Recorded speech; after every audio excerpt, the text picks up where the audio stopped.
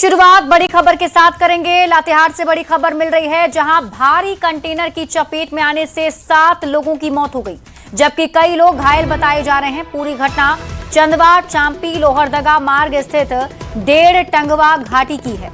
जानकारी के मुताबिक लोहरदगा की ओर से आ रहा एक भारी कंटेनर घाटी के तीखे ढलान पर बेकाबू हो गया। बेकाबू कंटेनर ने पहले चंदवा से लोहरदगा की ओर जा रही एक बाइक को अपनी चपेट में ले लिया। इसके बाद कंटेनर ने एक ऑटो को भी जोरदार टक्कर मार दी। टक्कर इतनी भीषण थी कि ऑटो के परखच्चे उड़ गए। एक के बाद एक 2 वाहनों को चपेट में लेने से मौके पर चीख पुकार मच गई।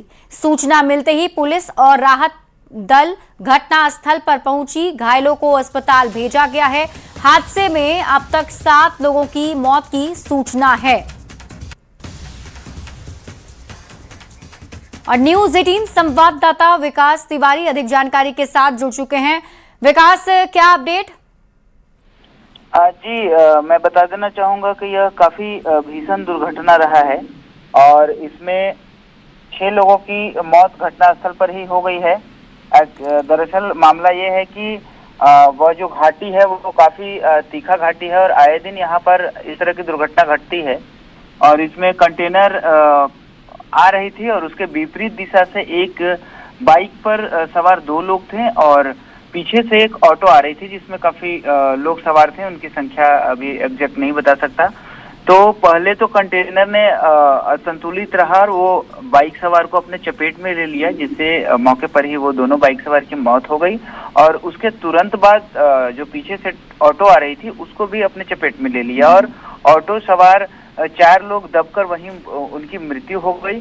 और बाकी जो लोग थे उसमें सवार थे वो काफी घायल और बुरी कंडीशन में थे। उनको पुलिस प्रशासन और स्थानीय लोगों की मदद से चंदवा सीएचसी में भर्ती कराया गया है। कुछ लोगों की स्थिति नाजुक है और उनका इलाज जारी है।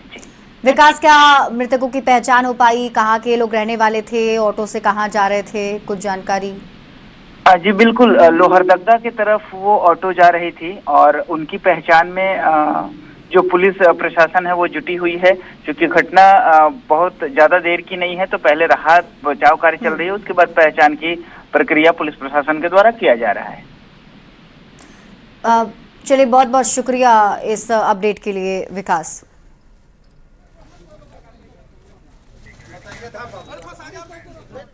बड़ी खबर आपको धनबाद से बताते हैं, जहां गोंदूडीह ओपी क्षेत्र में शनिवार को आपसी रंजिश में गोली चलने से इलाके में सनसनी फैल गई है। भवानी सिंह नामक युवक ने 27 साल के पिंटू पासवान पर पिस्टल से गोली चला दी। गोली पिंटू की जांघ में लगी है, जिसके बाद वो गंभीर रूप से घायल हो गया। पुलिस ने घायल को इलाज के लिए एनएमसीएच भेजा है। वहीं वारदात के बाद आरोपी भवानी सिंह मौके से फरार हो गया। बताया जा रहा है कि भवानी सिंह की साली को लेकर भवानी सिंह और पिंटू पासवान के बीच काफी समय से विवाद चल रहा था। शनिवार को इसी विवाद को लेकर दोनों के बीच कहासुनी हुई, जो देखते देखते बढ़ गई। आरोप है इसी दौरान भवानी सिंह ने पिस्टल निकालकर पिंटू पासवान पर 3 राउंड फायरिंग कर दी, जिसमें से एक गोली पिंटू पासवान को लगी है। पुलिस मामले की जांच पड़ताल कर रही है। पिंटू पासवान को मारा है, ऐसा सूचना मिला है। दोनों का ऐसा है, दोनों बहन है। दोनों एक भवानी सिंह शादी किया है, एक उसकी बहन को रखा हुआ है पिंटू पासवान। इसी को लेकर दोनों में पहले भी झगड़ा हुआ है और यही मैटर के चलते मेरा लड़का का गोली मार दिया। कौन मारा? भवानी सिंह। क्यों मारा? दोनों में हाथापाई हुआ। वो गोली घर से मंगा के बेटा से, उसका बेटा गोली लेकर आया और बाप को धरा दिया। वो गोली मार 1-1.5 घंटा पहले पिंटू कुमार पासवान। कहाँ पे गोली लगा है उनको? जान पड़ता है, ना जान दुश्मनी तो ये लोग का कब था नहीं था जानकारी नहीं। और अगली बड़ी खबर चतरा से है, जहां पुलिस ने मादक पदार्थों की तस्करी के खिलाफ बड़ी कार्रवाई करते हुए 1050 किलो डोडा बरामद किया है। मौके से एक तस्कर को भी गिरफ्तार किया गया, जबकि उसका साथी जंगल का फायदा उठाकर फरार हो गया। बरामद डोडा की अनुमानित कीमत करीब 1 करोड़ 60 लाख रुपए बताई गई। बताया गया कि डोडा को 85 बोरियों में भरकर ट्रक के जरिए रांची के बुंडू से पंजाब ले जाया जा रहा था। फिलहाल पुलिस पूरे तस्करी नेटवर्क की जांच में जुटी हुई है। इसमें करीब 85 बोरा डोडा बरामद हुआ है। इसमें 2 व्यक्ति थे, जिसमें चालक को पकड़ लिया गया। साथ में चालक के साथ में एक और व्यक्ति था जो कि अंधेरे का फायदा उठाकर भागने में सफल रहा है। बड़ी खबर बोकारो से है, जहां चास थाना से महज 500 मीटर की दूरी पर चोरी की वारदात को अंजाम दिया गया। खिड़की तोड़कर लाखों रुपए के जेवरात और मोबाइल फोन पर हाथ साफ कर दिया गया। गृह स्वामी के मुताबिक देर रात करीब 2 से 3 बजे के बीच चोर घर के निचले तल की खिड़की तोड़कर अंदर दाखिल हुए। उस वक्त दंपति ऊपर में कमरे में सो रहे थे। सुबह उठने पर चोरी की जानकारी हुई, जिसके बाद चास थाना पुलिस को सूचना दी गई। गृह स्वामी ने पुलिस को दिए आवेदन में करीब 35 से 40 लाख रुपए के सोने चांदी के आभूषण, नकदी और मोबाइल फोन चोरी होने की बात कही है।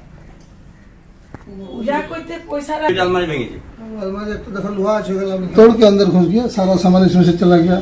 मेरा नया मोबाइल था, अभी 1 महीना भी नहीं हुआ, रियलमी 20,000 रुपये में लिए, भी चला गया।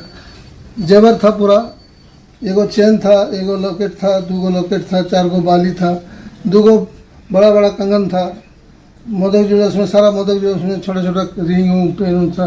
बच्चा लोग का भी मुँह जुठी किए थे, 6 महीना वाला 2 बच्चे का, उसका सारा सामान 1 डिब्बा चांदी का था। केंद्र सरकार के MMDR अमेंडमेंट बिल को लोकसभा और राज्यसभा से मंजूरी मिलने के बाद झारखंड में इसका विरोध शुरू हो गया है। खनिज संपदा से समृद्ध झारखंड में सत्ताधारी झारखंड मुक्ति मोर्चा इस बिल का विरोध कर रही है। बोकारो में राज्य के पेयजल एवं स्वच्छता विभाग के मंत्री योगेंद्र प्रसाद ने केंद्र सरकार पर जमकर निशाना साधा। ध्वजारोहण के बाद मंत्री ने कहा कि यह बिल झारखंड को आर्थिक रूप से कमजोर करने के उद्देश्य से लाया गया है। उन्होंने कहा कि भले ही बिल पूरे देश में लागू होगा, लेकिन इसका सबसे ज्यादा असर झारखंड जैसे खनिज बहुल राज्यों पर पड़ेगा।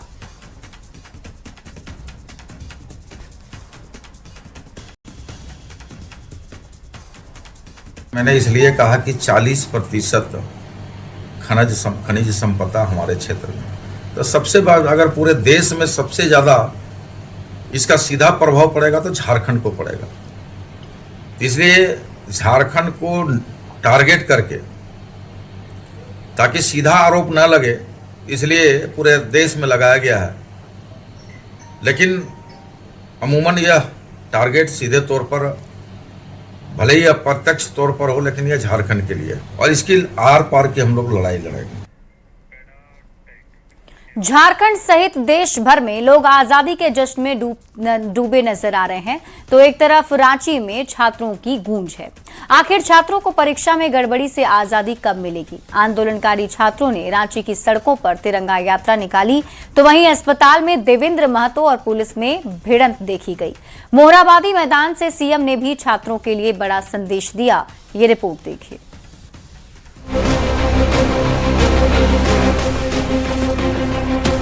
देश आजादी के जश्न में सराबोर है, तो वहीं रांची के जयपाल सिंह मुंडा स्टेडियम में 22 दिन से छात्रों का आंदोलन जारी है। आंदोलनकारी छात्र परीक्षा में गड़बड़ी, धांधली और सेटिंग से आजादी चाहते हैं। एक तरफ देश 80वां आजादी का जश्न मना रहा है, लेकिन छात्र आज भी गड़बड़ियों से आजाद नहीं हो पाए हैं। आंदोलनकारी छात्र जेपीएससी और SSC CGL परीक्षा में गड़बड़ी के खिलाफ आंदोलन पर बैठे हैं।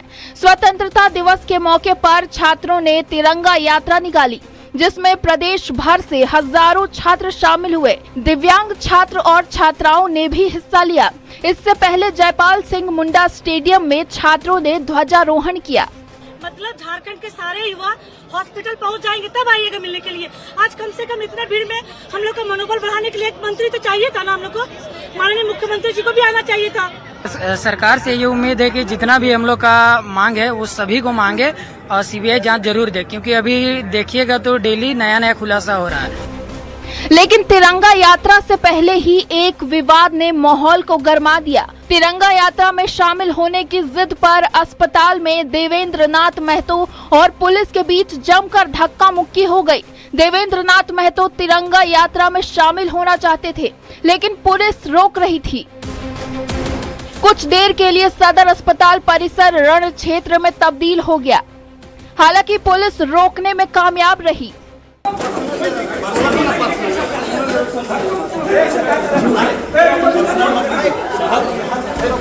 वहीं तिरंगा यात्रा में शामिल होने से रोकने पर विधायक जयराम महतो भड़क उठे। देवेंद्र नाथ महतो के साथ पुलिसिया कार्रवाई को शर्मनाक बताया। छात्रों की ओर से लगातार आवाज उठाई जा रही है। सरकार और छात्रों के बीच कई बार की बातचीत बेनतीजा रही। हालांकि छात्र शांतिपूर्ण तरीके से आंदोलन कर रहे हैं। आज सरकार और केंद्र सरकार मिल करके इसमें कड़ा रुख अपनाए, कड़ा कानून बनाए कि जो छात्र सेटिंग करता है और जो पदाधिकारी अधिकारी सेटिंग करता है उनको आजीवन कारावास कर दीजिए, उनको किसी जीवन में नौकरी ना मिले। शांति से हमारा प्रदर्शन जारी रहेगा जब तक वो मान नहीं जानते हैं और हमारे अंदर उतना पेशेंस है कि हम लोग बैठ सकते हैं। इधर स्वतंत्रता दिवस के मौके पर सीएम हेमंत सोरेन ने रांची के ऐतिहासिक मोरहाबादी मैदान से युवाओं के लिए बड़ा संदेश दिया। भर्ती परीक्षाओं को लेकर उठ रहे सवालों पर सीएम ने कहा कि युवाओं की मेहनत और उनके भविष्य की जिम्मेदारी सरकार की है, उसे बेकार नहीं जाने देंगे। मैं आज इस ऐतिहासिक मंच से झारखंड के प्रत्येक विद्यार्थियों को विश्वास दिलाना चाहता हूं कि आपकी मेहनत को किसी माफिया, किसी भ्रष्ट तंत्र और किसी अनियमितता के भरोसे नहीं छोड़ा जाएगा। आजादी के जश्न में छात्र जरूर डूबे नजर आ रहे हैं, लेकिन छात्रों की मांग है कि सभी परीक्षाओं में गड़बड़ियों से उन्हें आजादी मिले। सीएम हेमंत सोरेन ने भी नाराज छात्रों को ध्यान में रखा और दोषियों पर सख्त कार्रवाई की बात कही है और परीक्षा में बदलाव की ओर इशारा किया है। रांची से गौरव और ओम प्रकाश की रिपोर्ट। तो राज्य में एसआईआर की प्रक्रिया में समय अवधि के विस्तार का झारखंड कांग्रेस में स्वागत किया है। झारखंड कांग्रेस के प्रवक्ता किशोरनाथ शाहदेव ने कहा कि प्रदेश कांग्रेस ने चुनाव आयोग को पत्र लिखकर समय विस्तार की मांग की थी और अब दावों और आपत्ति को लेकर समय बढ़ाकर 15 अगस्त से 14 अक्टूबर तक का समय दिया गया है।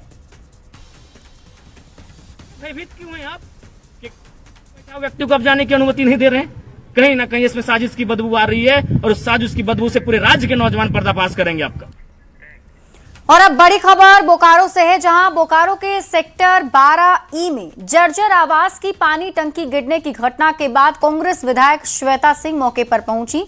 उन्होंने आवास में रह रहे रिटायर्ड बीएसएल कर्मी और उनके परिजनों से मुलाकात की। विधायक ने बीएसएल प्रबंधन पर लापरवाही का आरोप लगाया। उन्होंने कहा कि केवल रंग रोगन से जर्जर आवासों की समस्या नहीं छिपेगी। जल्द मरम्मत नहीं होने पर आंदोलन की चेतावनी दी और जिम्मेदार कंपनियों को ब्लैकलिस्ट करने की मांग की। किसके माध्यम से घोषित कर रहे हैं? एनवीसीसी इनका ठेकेदार है। आने के बाद मेरी लोगों से जितनी भी बात हुई, मैंने यही कहा कि भगवती का आशीर्वाद था कि हम लोग बच गए, परिवार वो बच गया, लड़का उसके घर वाले लोग बच गए। अन्यथा बीएसएल पूरी कोशिश कर रहा है, जिस तरीके से जो डिलेड मोड चल रहा है उनका, बाकी काम में आपका डिलेड मोड नहीं रहता है, लेकिन जहां किसी की जान की बात है, बीएसएल के और लीस्ट क्वार्टर है ये जो भी गिरा है ये लीस्ट क्वार्टर है ये, तो लीस्ट क्वार्टर में ये आपको रेंट दे रहे हैं, सारा चीज हो रहा है, ऑथराइज्ड लोग हैं। ऑथराइज्ड लोगों की अगर आपकी जवाबदेही नहीं है तो बहुत दुर्भाग्यपूर्ण है। चाईबासा के कोल्हान जंगल में कभी भाकपा माओवादी नक्सलियों के गढ़ रहे सुदूरवर्ती सांगा जाटा गांव में स्वतंत्रता दिवस पर दोहरी आजादी का जश्न मनाया गया। गांव में करीब 15 नक्सली सक्रिय थे और दशकों तक भय का माहौल रहा। 11 अगस्त 2026 को अंतिम 3 नक्सलियों के आत्मसमर्पण के बाद पश्चिमी सिंहभूम नक्सल मुक्त घोषित हुआ। पहली बार वरिष्ठ पुलिस अधिकारी गांव पहुंचे, तिरंगा फहराया और स्वास्थ्य शिविर लगाकर ग्रामीणों से संवाद किया।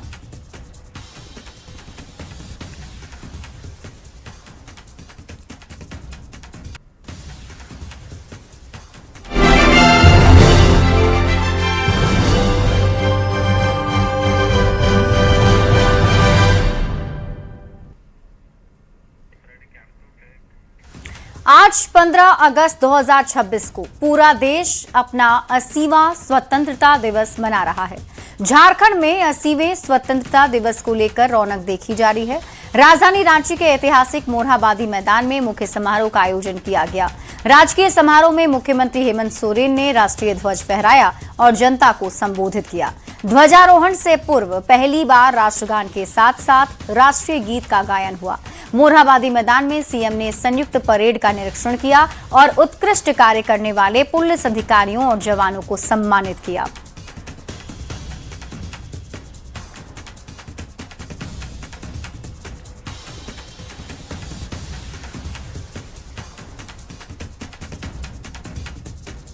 स्वतंत्रता, स्वाभिमान और न्याय के लिए अनेक महान योद्धा देश को दिए, जिनमें से हमारे राज्य के भगवान बिरसा मुंडा, सिद्धू कानू, चांद भैरव, तिलका मांझी, फूलो झानो, नीलांबर पीताम्बर, शेख भिखारी और हमारे सभी अमर शहीदों को श्रद्धापूर्वक नमन करता हूँ।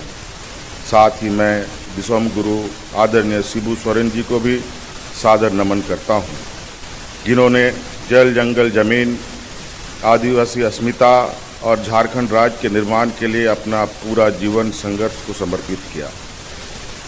उनका जीवन हमें यह प्रेरणा देता है कि संघर्ष से मिलते हैं और विकास तभी सार्थक होता है जब उसमें समाज के अंतिम व्यक्ति की सहभागी बने।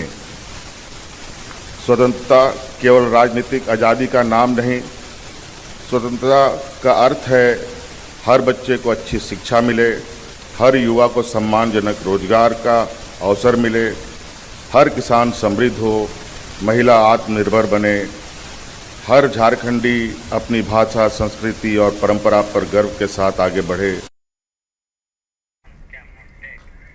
तो आज 15 अगस्त को देश 80वां स्वतंत्रता दिवस मना रहा है और झारखंड में भी आजादी के जश्न की रौनक दिख रही है।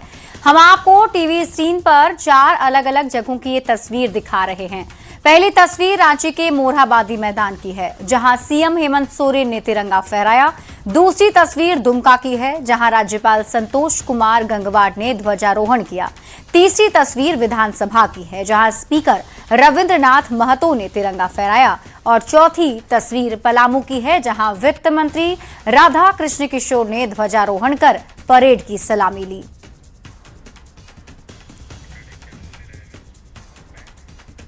तो वहीं प्रधानमंत्री नरेंद्र मोदी ने स्वतंत्रता दिवस के अपने संबोधन के दौरान लाल किले से भगवान बिरसा मुंडा को विशेष रूप से याद किया और अंग्रेजों के खिलाफ उनके अदम्य साहस व संघर्ष का जिक्र किया। साथ ही देश की आजादी के आंदोलन में जनजातीय नायकों के संघर्ष और बलिदान को नई पीढ़ी के लिए प्रेरणा स्रोत बताया।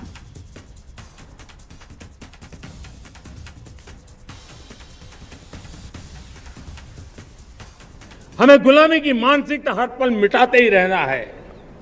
जिस भारत का सपना नेताजी सुभाष चंद्र बोस ने देखा था, बाबा साहब आंबेडकर ने देखा था, पंडित नेहरू ने देखा था, सरदार पटेल, भगत सिंह, सुखदेव राजगुरु ने देखा था, डॉक्टर श्यामा प्रसाद मुखर्जी ने देखा था, भगवान बिरसा मुंडा ने देखा था, ज्योतिबा फुले ने देखा था, उन सब से प्रेरणा लेकर के हम आगे बढ़े। इस संकल्प को हम दोहराए, स्वयं से ऊपर राष्ट्र का हित हो, स्वयं से ऊपर राष्ट्र का हित हो और कर्तव्य ही हमारी पहचान हो। स्वतंत्रता दिवस के मौके पर झारखंड के राज्यपाल संतोष कुमार गंगवार ने दुमका के पुलिस लाइन में सुबह 9 बजे तिरंगा फहराया। इसके बाद उन्होंने परेड का निरीक्षण किया। परेड में हजारीबाग, दुमका, साहिबगंज, जामताड़ा और गोड्डा समेत विभिन्न पुलिस बलों की टुकड़ियां शामिल रहीं। स्काउट एंड गाइड की टीम भी मौजूद रही। राज्यपाल ने आम लोगों का अभिवादन स्वीकार किया और निरीक्षण के दौरान कुछ देर रुककर जवानों का उत्साह बढ़ाया।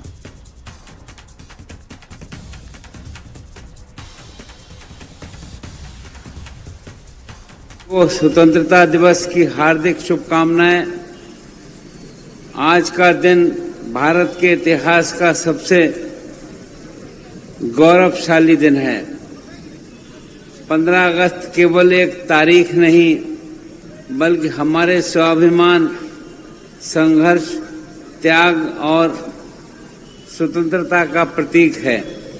ये पावन अवसर उन असंख्य स्वतंत्रता सेनानियों के अदम्य साहस और बलिदान को श्रद्धापूर्वक स्मरण करने का दिन है, जिनके संघर्षों ने हमें स्वतंत्र भारत का नागरिक कहलाने का गौरव प्रदान किया।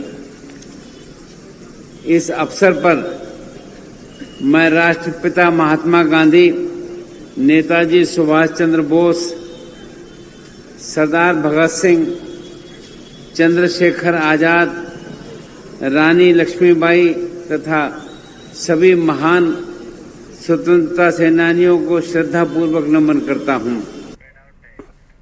गिरिडीह के झंडा मैदान में भी स्वतंत्रता दिवस का मुख्य समारोह हुआ। उच्च शिक्षा मंत्री सुदेव कुमार सोनू ने ध्वजारोहण कर तिरंगे को सलामी दी और परेड का निरीक्षण किया। स्कूली बच्चों ने शानदार प्रस्तुति दी। बेहतर प्रदर्शन करने वालों को प्रशस्ति पत्र देकर सम्मानित किया गया।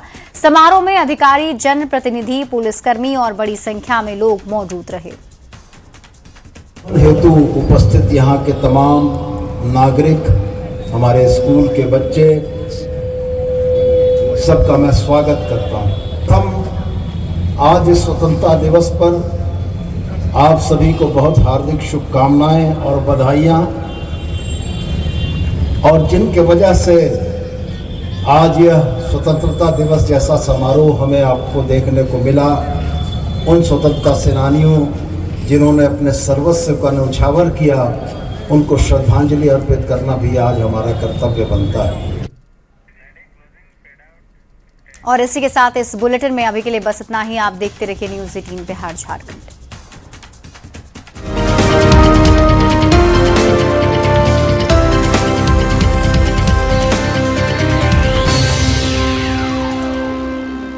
भारत आज अपना 80वां स्वतंत्रता दिवस मना रहा है और इस मौके पर हर साल की तरह इस साल भी प्रधानमंत्री ने लाल किले पर तिरंगा फहराया। लेकिन एक बात पिछले स्वतंत्रता दिवस के आयोजन से अलग रही। पहली बार लाल किले पर राष्ट्रगान से पहले राष्ट्रगीत गाया गया। अपने संबोधन में पीएम मोदी ने शक्ति की सप्तधारा का मंत्र साझा किया और साथ ही कई बड़ी घोषणाएं भी की। ये रिपोर्ट देखिए।